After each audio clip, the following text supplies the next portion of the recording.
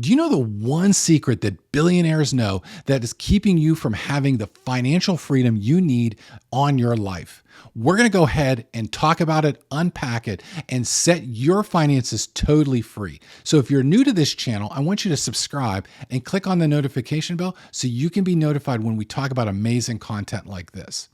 Also, if you don't know who I am, my name is John Humenick, and I teach on biblical principles specific around finances and entrepreneurship so that you can continue to step into the fullness that God has for you in this life and this day going forward. So let's go ahead and unpack this statement.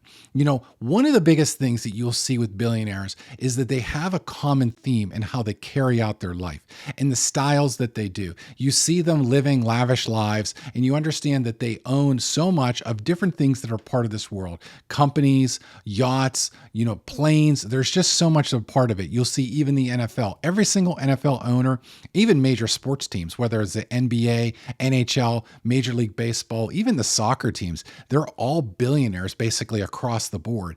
And what sets them apart that's different than other people that have been successful, even looking at like A-list celebrities and people that you may know even on social media? There's one key secret that they've unlocked and leveraged across all the things that they've done, whether they're in business or their career and all the things that they've implemented that allowed them to be hyper successful and scale way beyond their capacity just to make money by themselves. And so we're going to talk about all those concepts and reveal this one secret later on in the video. So you're going to want to stick around because it's going to be incredible and truly set your mind free on how you can receive this and apply it today so you can start walking out these principles as they set forth.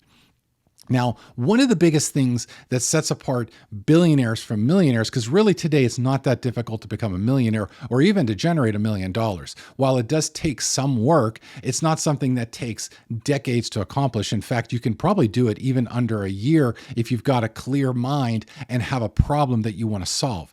But the difference between a billionaire and a millionaire isn't just solving someone's pain, because when you're starting a business, there's two key concepts that are very, very core into being able to be successful is you're either selling a dream to have something that you can give someone that they can't otherwise have on their own capability, or you're actually addressing a pain point. Now, many businesses, in fact, attack number two because it's something that solves problems immediately and they're easily more addressable from a perspective of like closing the sales and being able to just, addressing a core issue within a person or their business or their service that they're providing. But selling the dream is a more challenging one because what happens is you have to accomplish something that someone wants, and then therefore you can show them how to do that. There's no difference in the sense of like, someone going viral is a perfect example. If you want to teach someone to go viral, that may be the dream that they're trying to achieve, and maybe you have done that yourself.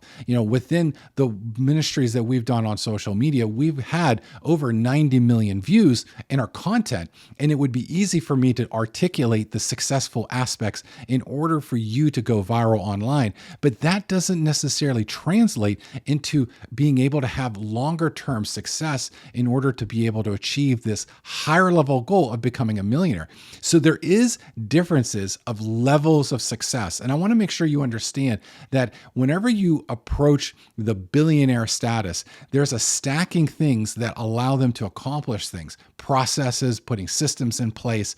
But those things in and of themselves isn't always necessarily enough to get up and over the hump. It really isn't. And so there's a lot of aspects that are core to being able to step into the millionaire status and then get into something as a decamillionaire, which is 10 million above, or the centimillionaire, which is 100 millionaire above. But it is a very big difference to go from 100 million to $1 billion in both value and actually cash on hand. It's just, there is a different scale, and it really does require these one secret to help accomplish this. And it is actually ultimately straightforward. So let's go ahead and unpack these different levels so that you can start to understand the one secret that will allow you to unlock your finances and allow you to achieve this growth that ultimately can lead you to this billionaire status. The thing is that I want to make sure everyone understands a couple things. The difference between a billionaire and a millionaire, or even someone that's broke, ultimately boils down to is mindset. And so what they have is they understand the core concept, this one secret that's different that allows them to move forward. Because when you look at the billionaires today, there are so many of them that never went to school. They may have gone to school and dropped out. You see that with Bill Gates and a lot of the older ones, even the younger ones. You'll see that they started their businesses early and then they implemented something, and then it grew and grew and ultimately became so big that now it became something that they're able to, have this evaluation that's over $1 billion. But you see the same thing with the millionaires. So what's the difference between going from 1 million to 10 to 100 to 1 billion? Now, if you're familiar with business and if you've been in business like myself, you'll know that making your first million can be a bit tricky. It is something that can be a little bit difficult, especially as you're trying to navigate the sea of competition, especially if you have maybe a higher ticket item or you're selling a service that's worth hundreds of thousands of dollars. It does take effort to get to that first million. Once you have systems in place, you can actually get to $10 million without much effort. In fact, if you've got one elite salesperson, you pretty much can do that over a period of time. Even if that money comes year over year, or cumulative, you've made $10 million and you see success like that. Even doing that within a year is actually very attainable if you continue to put systems in place, processes, repeatable things, and you really can grow. I mean, you really can take almost any business you can think of, a lawn business, you can take car washes, and what you can do is just repeat the process over and over again. Even if you get into a franchise model, you can get to that place where you can get to 10 million and beyond. But the thing is that getting to 10 million, although it's difficult, it does end up becoming this core plateau that a lot of people get trapped in, whereas the billionaires don't. Because what happens is when you're making $10 million or have made cumulatively $10 million, what people realize is that they feel like they've arrived. And what happens is they can get complacent, and then what they do is they kind of ride out the system. And where this becomes a very big trap, because inflation will catch up to you, as well as the cost of being able to pay your employees over a period of time. If you don't continue to increase your income and push into the $15 and $20 million range, what happens is that $10 million business over 5-10 years can actually go bankrupt, which happens a lot. And you'll see people plateau at 3 million, 10 million, and then they get stuck. So the real nuance is how do you go from 10 million to 100 million? Well, really the big difference there, which again is not the secret that the billionaires know, what the real secret to get to $100 million is ultimately standard operating procedures and automation and repeatable things, where you now can take a system, and as long as as long as your market's big enough, where you can take that and continue to grow it. But that only can get you to $100 million. And in fact, it's really difficult to be able to scale it from 100 million to $1 billion, because that's a huge impact. While it is a tenfold increase, it's very difficult to be able to take $100 million and then make another 100 million, which then gets only to 200, and then to make another 100 million, which gets you to 3. And you get my point. To get it to $1 billion, it's a huge scale. So to do this within one organization, to do this within, maybe a set of organizations is a bit challenging, but ultimately you can get there over time, but it really does potentially, lengthen the opportunity to be 20, 30, 40 years. And if, depending on your age, you might be buttressed up against, retirement and other things that you may be looking at. So what's the one secret that sets apart billionaires from millionaires? Is very clear. It's very simple, and it is ownership. Now, it might sound simple, but it's not just owning stock or owning businesses, but it's owning the right businesses. It's owning the right assets. Because in order to scale to $1 billion, you have to have some key things that the billionaires know about that millionaires may know but may not care about. Is the market that you're in, or markets that you're a part of, have to be able to be very large.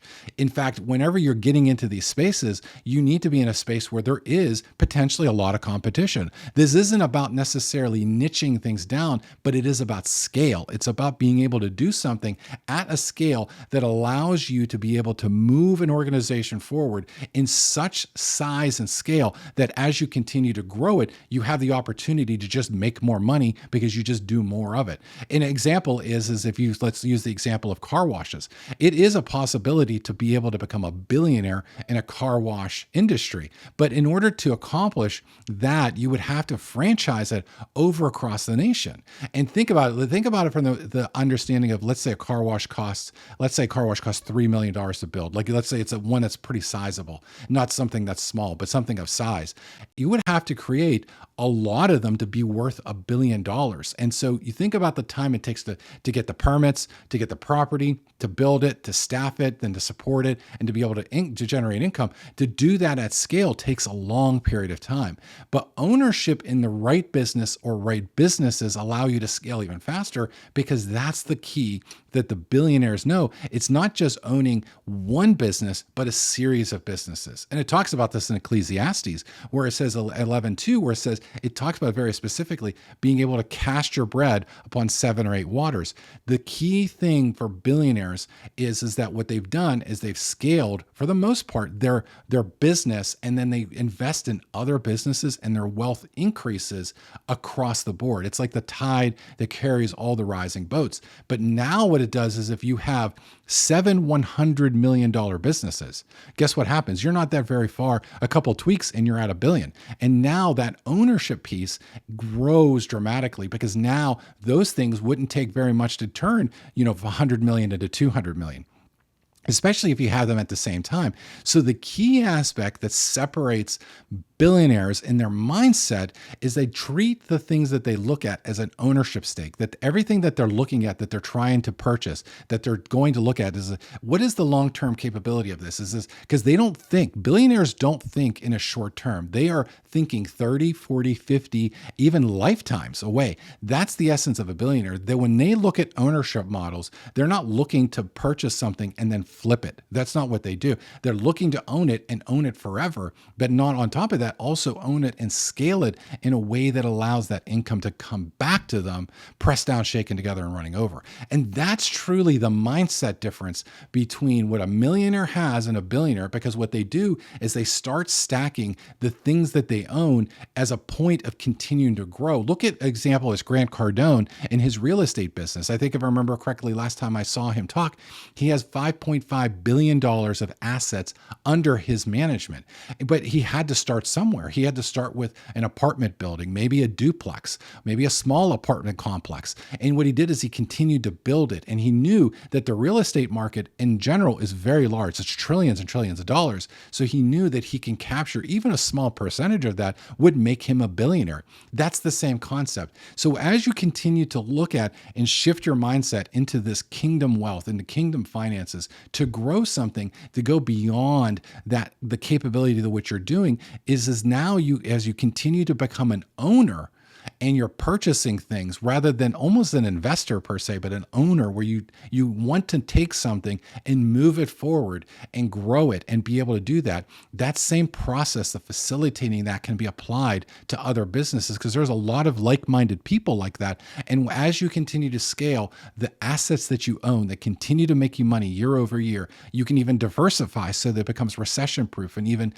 all these other economic proof. So it can continue to grow year over year. What you're doing is you're establishing a pattern of success that allows you to think like a billionaire, to think at scale, but then operate in a millionaire status, because that's the essence of how billionaires all started.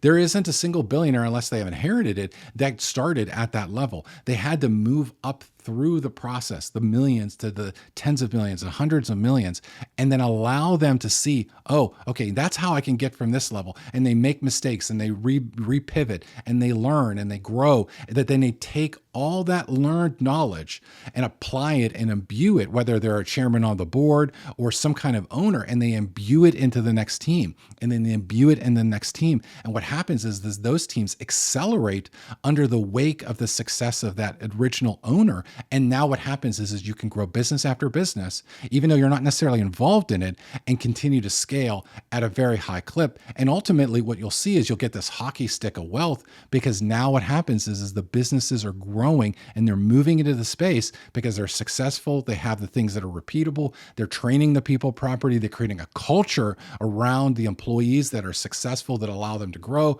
And ultimately, that's how real wealth is done. And that's the secret that the billionaires have, is that they truly understand that ownership is the one key attribute that they have that other people don't, because that's the scaling aspect that they can apply over and over again. And ultimately, it really comes down to is how much money they want to spend on the next venture that they want to purchase so that they can continue to grow. And they just take the income that they're making off of the existing businesses, invest it in another one, and just do the same process over and over again. And believe it or not, it's not something that will take, realistically, 20, 30 years, that process alone will get you to that state. So I hope that this video blessed you in a way that allowed you to kind of open your mind to start to think differently about your finances. And again, you can apply it at a small scale and move it forward, and it will allow you to do that. And you can do that even with stocks, and being able to take the income that grows from those stocks and reinvest it elsewhere. And so that you can continue to move things forward, so that you can get to a state where you can be very successful and move out of basically the financial season you're in, into a place of overflow that lasts generations.